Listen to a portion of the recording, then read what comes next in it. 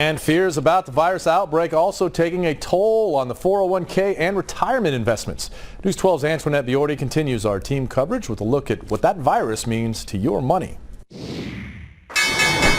The economic impact of the coronavirus has affected the stock market as it took a nosedive this morning, with the Dow plunging more than 2,000 points. That coupled with oil prices plummeting by nearly 20%. That really was the oh my God moment where things are really starting to not just fall apart, but crumble. Financial advisor Mitchell Goldberg has been closely monitoring the situation as the downturn has also affected everything from your 401ks to your pension plans. Really, any account that is connected to the stock market. The coronavirus isn't necessarily the cause of all this.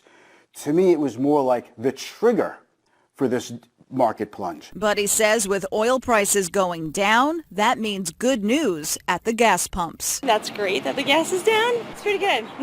Yeah.